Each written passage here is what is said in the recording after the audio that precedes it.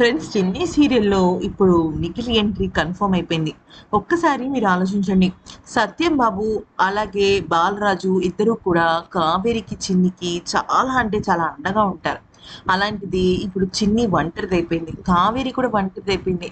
ఇక ఎవరు వీళ్ళిద్దరిని చూసుకుంటారు? అటు వీళ్ళిద్దరి మీద ప్రేమ పడే సత్యం బాబు చచ్చిపోయాడు. బాలరాజేమో లేని నేరాన్ని మోస్తూ జైల్లోకి వెళ్ళాడు. అయితే ఇక సత్యం బాబుకి నిజం తెలిసినప్పటికీ కూడా తన క్యారెక్టర్ ముగిసిపోవడంతో బాలరాజు నిజాయితీ గురించి కావేరికి చెప్పేవాళ్ళే లేకుండా పోయారు. మరోవైపు బాలరాజు వైపు చాలా స్ట్రాంగ్‌గా ఆధారాలున్నాయి. హాస్పిటల్‌లో నిన్ను చంపేస్తాను సత్యం బాబు అనడం గాని, అలాగే ఇక్కడ అంటే కత్తి తీస్తున్నట్టుగా ఒక వీడియోను దేవా మనుషులు వైరల్ చేయడం గానీ, ఇవన్నీ కూడా బాలరాజుకి నెగెటివ్‌గానే ఉన్నాయి మనకి అర్థమవుతుంది.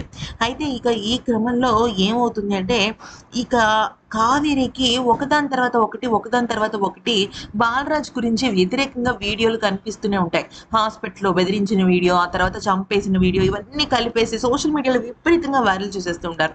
దాంతో ఏం చేయాలో అర్థం కాని పరిస్థితుల్లో చిన్నికి చూపిస్తే చిన్ని మాత్రం చాలా స్ట్రాంగ్‌గా ఉంటుంది. అయితే నిజానికి ఒక సమయంలో కావేరికి బాలరాజుని నమ్మాలో, నమ్మకూడదో కూడా తెలియని పరిస్థితిలోకి వెళ్ళిపోతుంది. ఎందుకంటే తన అంటే గతంలో బాలరాజు గురించి తన నేచర్ గురించి మనందరికీ తెలిసిందే గదా! అయితే ఇక ఏమైందంటే చిన్ని మాత్రం లేదు నాన్న ఈ తప్పు చేయడు. దయచేసి నన్ను నమ్మమ్మా అని జెప్పేసి అంటూ ఉంటుంది. కానీ వీళ్ళకి అండగా నిలిచేది ఎవరు? ఇప్పుడు అటు దేవ ఏమో మనుషులందరిని కొనేస్తూ ఉంటాడు. లాయర్‌ని గాని, వాటిని గాని. కానీ నిజం అనేది బయటికి రావాలంటే ఎలాగా?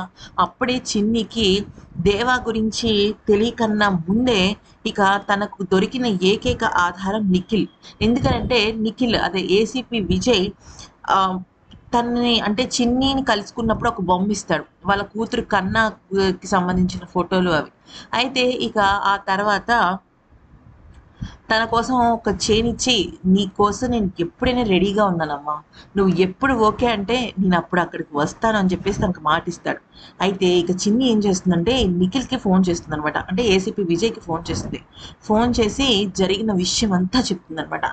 చెప్తే ఇక నేను మీ నాన్నని కాపాడతానని, మీ నాన్న గనక నిజంగా ఏ తప్పు చేయకపోతే మాత్రం నేను అండగా నిలుస్తానని చెప్పేసి చిన్నికి మాటిస్తాడు.